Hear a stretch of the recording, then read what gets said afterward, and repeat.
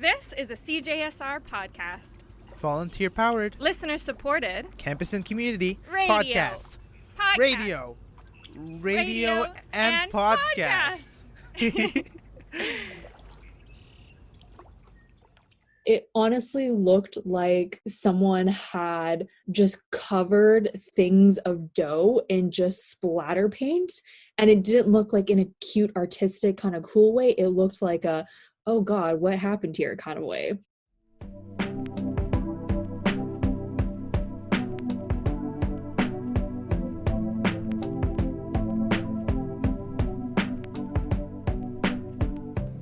Hi, my name is Simran Pherwani, and you're listening to That's Food, a podcast by CJSR, Edmonton's UofA campus and community radio station, handmade with love by University of Alberta students, telling the backstory of food in Edmonton, one meal at a time.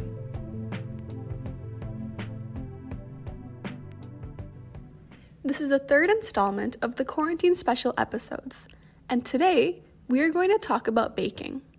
One thing everybody has been doing during quarantine is baking, whether it's different types of bread, banana bread, cookies, or pie. The options are endless. Quarantine has really brought out our creative sides and let us express this in the form of cooking and baking. It's almost as if everyone's baking amazing things to try for the Great Canadian Baking Show. However, I'm sure you can all agree with me when I say that sometimes our baking adventures might not have gone exactly as planned. Maybe we substituted sugar for salt, or forgot it entirely.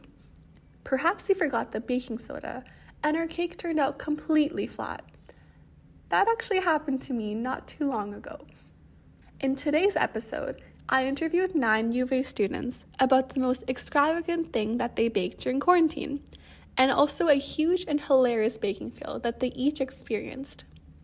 You will hear from Amy Nowakowski, Vaishri Patel, Juanita Nana Pragasam, Rebecca Yang, Jerry Lung, Kevin Ma and his partner John Berube, Reshma Siraji, Jennifer Tobias, and Lance Villaflor. So keep listening to hear what amazing bakes and crazy hilarious baking fails everybody had during quarantine.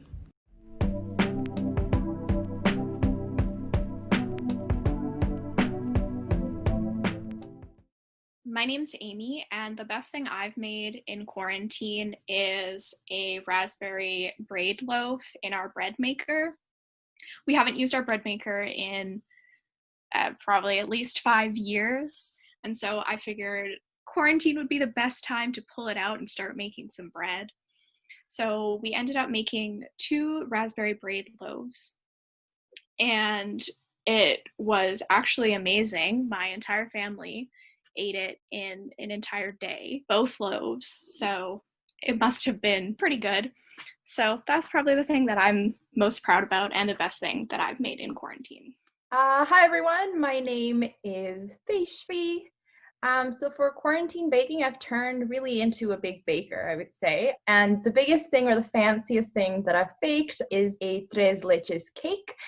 So it's a milk sponge cake that is made with different types of milk. So it includes evaporated milk, condensed milk, whole milk, as well as heavy cream. I could be wrong, but I think it originates from Mexico. I've always been a fan of the cake, mainly because it's moist. And even though it has different types of milk in it, it doesn't really feel heavy. It doesn't weigh you down.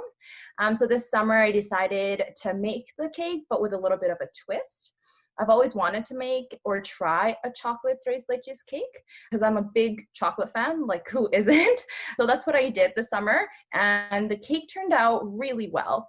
The sponge, the whipped cream, as well as the tres leches were all chocolate or chocolate infused. Halfway through baking, I thought it would be a little too rich because of all the dark chocolate and the milk chocolate that I was adding to it, but it turned out really, really well. I would definitely recommend other people make it. There's tons of recipes online. It's definitely a chocolate lover's dream. If you like chocolate, then this is the cake for you. It's really moist, it's light, it's fluffy, and it's actually a party favorite. So everyone in my family really enjoyed it. I gave a piece off to my best friend and she really enjoyed it.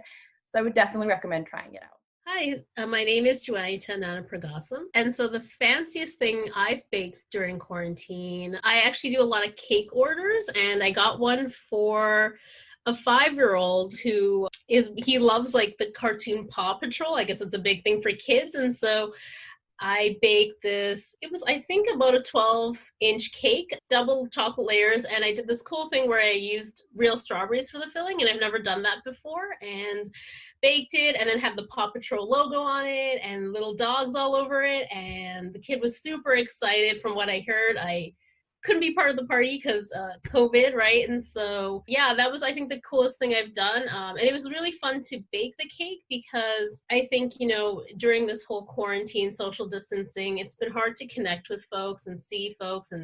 And so baking cakes to help people celebrate those milestones in their life has been like a fun way to get people excited and positive and just spread some positivity and make people's day. And I was excited to be able to do this for his 5-year-old and his family. My name is Rebecca Yang. One of my baking wins that I did was I had a mutual friend who had a birthday and I wanted to make something super special for her.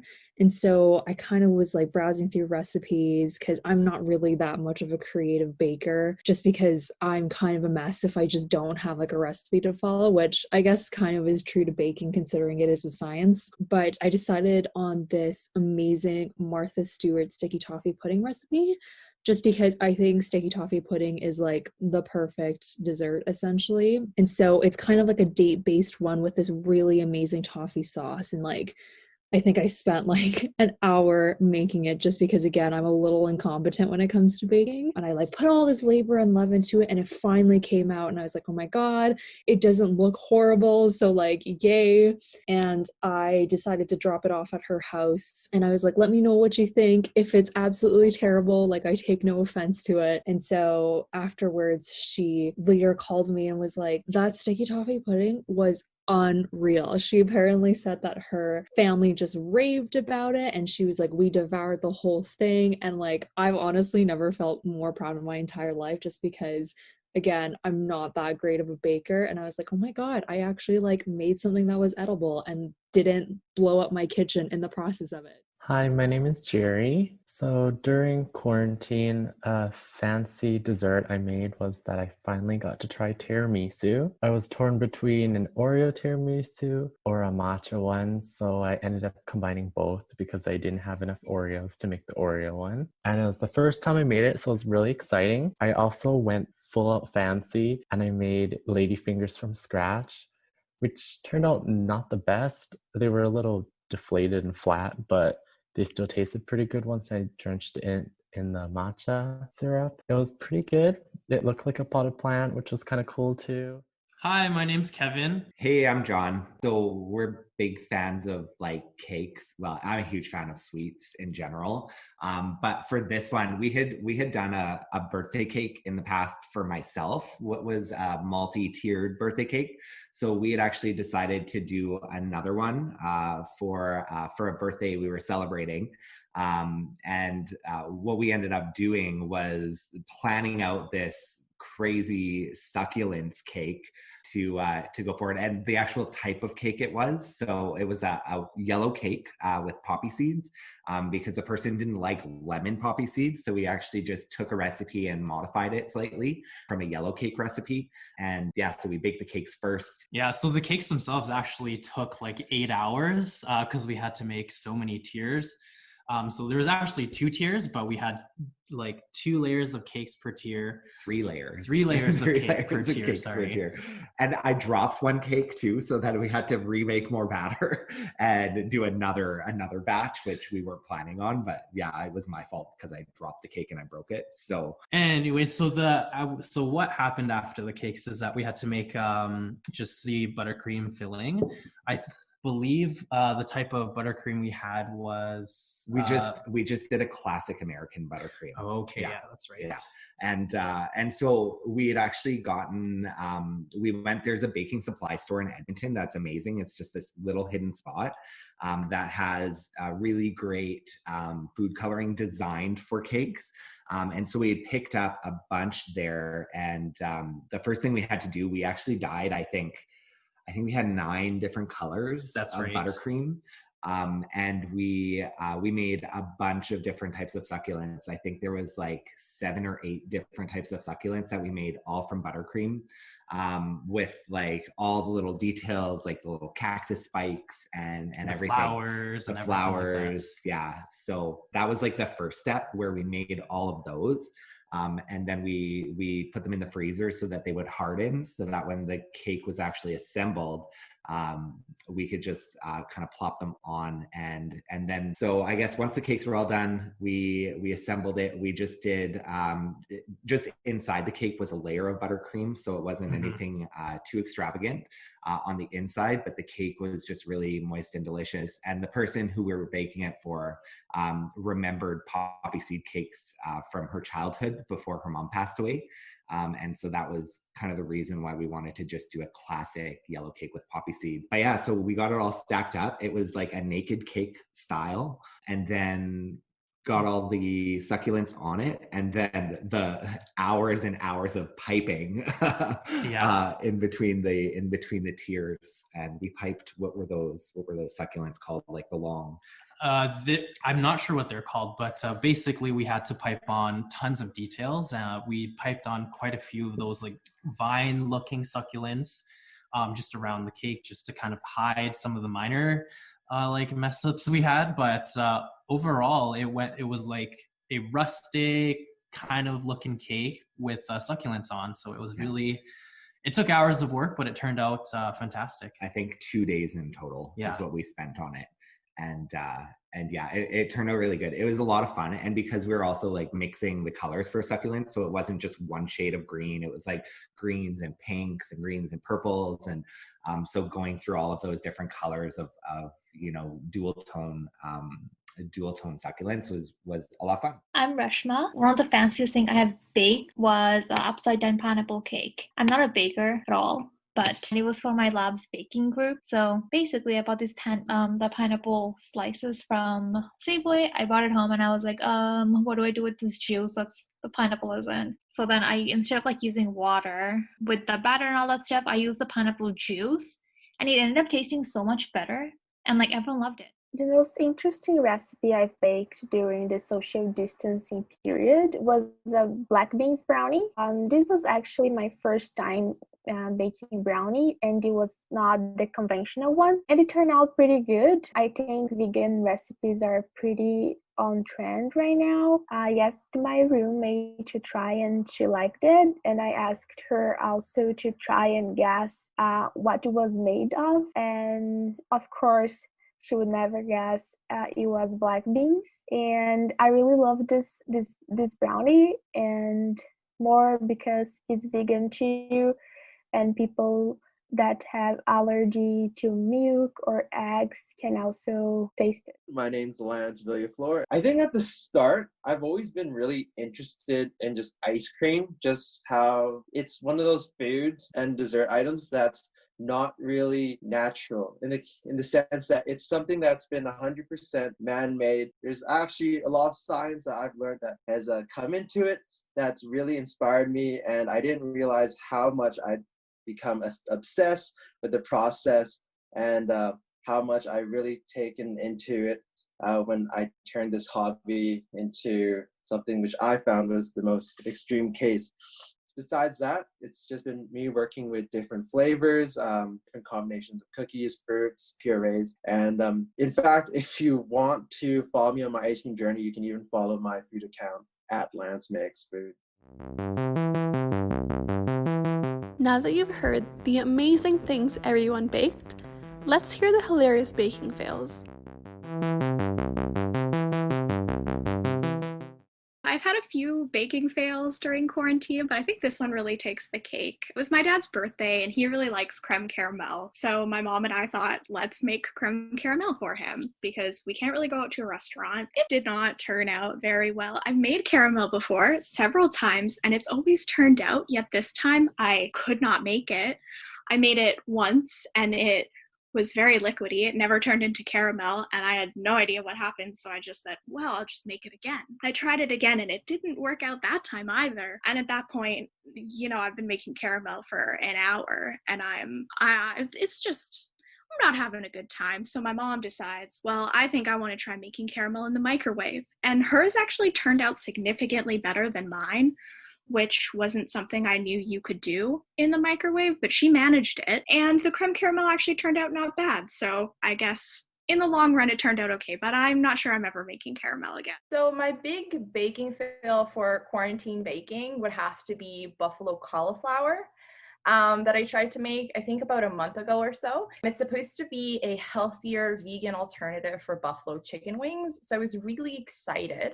But it turned out to be a huge fail. So from like the flavor to the texture, nothing really seemed to work right for me. I'd roasted the cauliflower for quite some time in the oven, but it still turned out kind of soggy and it had like a doughy taste to it. But I have seen different versions of the recipe online where people have used air fryer, or they've pre-fried it in the pan, or they've used panko breadcrumbs. So I haven't completely given up on the recipe or for making the buffalo cauliflower. And I'm definitely going to give it another go before I throw in the towel, but I wouldn't recommend the Tasty's buffalo cauliflower recipe because it didn't work out well for me. Typically when I bake, I don't like wrap my cake pops or my cakes. It's usually just on a little board and I hand it over. But now with COVID-19 and precautions, you got to wrap everything, make sure everything is good so there's no cross-contamination. And I baked, I think, 24 cake pops. I dipped them in the chocolate. I thought they were set, and then I put the plastic coverings over them. It was not set, though. And then I went about the day, decorated everything. It was about to deliver it, and I realized that the chocolate had smeared all over the little plastic wrappings on the cake pops. And I was like really disappointed, and I was like, damn, can't hand it. It was, I think, again for somebody's birthday or something. So I guess I had to take all the plastic off, and then basically went in by hand and like peeled off the chocolate off of these cake pops, and then did it again, put it in the freezer, let it set, and then put the plastic back. It took on like another 2 to 3 hours. So that was not fun, but I have learned my lesson, and I have learned to check the chocolate that it's set on those cake pops before I wrap them and hand them over. I'm glad I caught it before I gave it to somebody. It would have felt terrible. Then they're opening this cake pop and half the chocolate covering is just on the plastic. Okay, so in terms of baking fails, I have many, many, many of them. But I think like the most tragic one that I have is I attempted to make cake pops one time because I was like, oh, like, when you go into Starbucks and you look at the cake pops, they're super cute and you're like, oh, I can do that. Like, I can like be that Pinterest girl and like actually like make something super cute. So like I went on Pinterest and I found like this like cake pop recipe and I was like, okay, great. Let's do this. And so you have to get like specific candy coating for the actual cake pops. But I went to like my local bulk barn and I couldn't find any of like the candy coating. I just could find like white chocolate. So I was like, oh, maybe we'll just like melt the white chocolate and then I can just like food color and maybe that'll work. Spoiler alert, it did not work. So I like got to making the cake pops and like you have to make the cake pops like really moist just because that way you can't actually get them to stick together. And like, I don't know what happened. The ratio maybe of all my ingredients was off, but like the cake pops weren't just moist, they were like gross and sticky and disgusting. And then I was like, okay, you know what? I'll just salvage it by like decorating them super cute in like my white chocolate mix. Oh boy, did that go wrong. So I tried like decorating them to just, make them again look like Pinteresty and cute and like Starbucks levels. It did not look like that. It honestly looked like someone had just covered things of dough in just splatter paint. And it didn't look like in a cute, artistic kind of cool way. It looked like a, oh God, what happened here kind of way. Needless to say, I have not attempted to make cake pops again because I just am truly terrible at just baking and like making cake pops, I guess. One of my mess ups was I was making a chewy chocolate chip cookie, which is probably the simplest recipe that anyone can make once they start off with. However, I normally take out the ingredients and put it on the countertop, which kind of like a normal person does. And then I was reading the recipe on my phone pretty fast, which was kind of like a red flag number one. I was putting all the ingredients together and just making the cookie like normal. And then I put it into the oven. And then I decided to put all my stuff away. So then I picked up this thing, it's baking soda, and I was like, why did I take out baking soda? I never used it. So then I looked at the recipe again, and then I realized there is baking soda, and I just like glanced through the ingredients really fast, and I totally forgot about it. But it was too late because all my cookies were already in the oven. So then I just kind of had to like continue on with it. And luckily they were chewy chocolate chip cookies. So having a more denser cookie was sort of okay, except the texture was a little strange. We tried to make this focaccia bread, and instead of just going with the simple focaccia bread just to start, we tried to make it extra because that's who we are. So we added calamari olives, fresh feta cheese, basil, and some cherry tomatoes. Anyways, while we were baking the dough and prepping it, we were like, let's not over mix it. Let's not over knead it, try and keep it nice and fluffy and airy, right? And we followed the steps to a T, but once we got to the actual, like putting it into the pan, getting it ready to bake, that's where we started to run into a little bit of troubles. It was getting really tough for some reason. I don't know what happened, but we got a little too crazy with the toppings for our first time making focaccia. Yeah. And like we overworked the dough because like in focaccia bread, you have to actually like stick your fingers through once you have the dough spread out on the pan. You have to like stick your fingers through to the bottom to create that signature focaccia bread texture. And so I think we just maybe had a little too much fun sticking our fingers through the dough and just didn't let it rest enough. And yeah, the dough was just super overworked. Anyways, so we put it in the oven and we baked the thing anyways, but it didn't come out as planned. Yeah, so we tried to follow the instructions for the baking time too, but the first time we took a look at it after our timer was done, it was still kind of like raw, a lot raw. Yeah. And then we put it back in from extra time and like we did it again and then took it out, it's still raw, and then we had to do it again. Anyways, after we took it all out, it actually turned out okay. The edges were pretty hard, like you could probably hit a baseball with the edge of it. So we had to like cut off the edges and just eat the center. And even the center, it was like super dense bread. But I mean, the flavor was really good, but the actual texture of the bread was definitely not an appealing bread texture.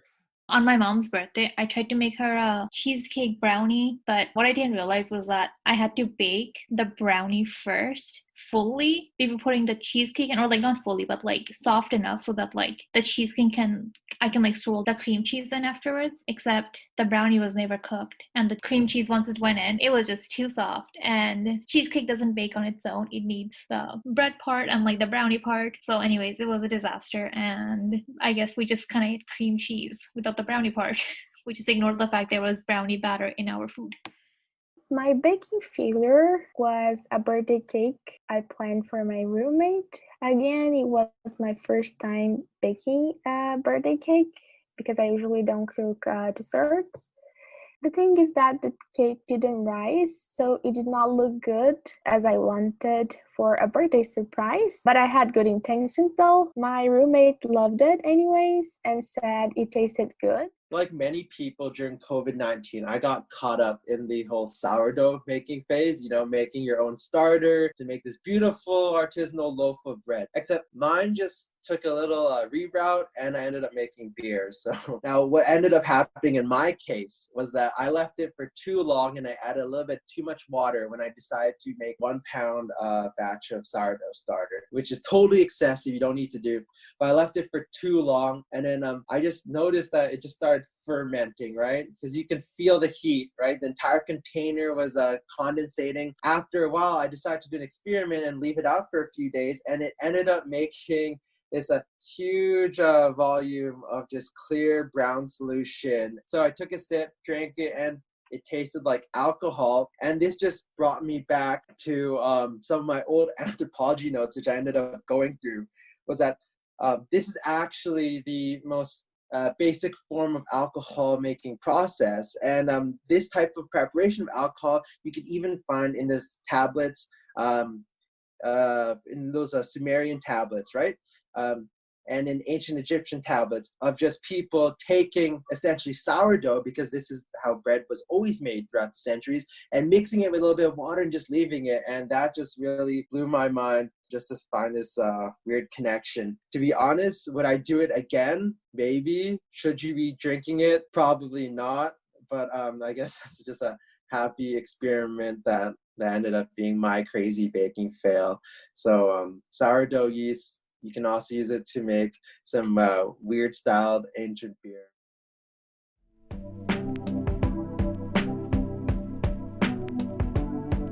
Now it's time for the snack fact. Did you know that banana bread is the most searched recipe globally on the internet during quarantine, according to Global Trends? This explains why everybody is baking banana bread. This snack fact was sourced from cnbc.com.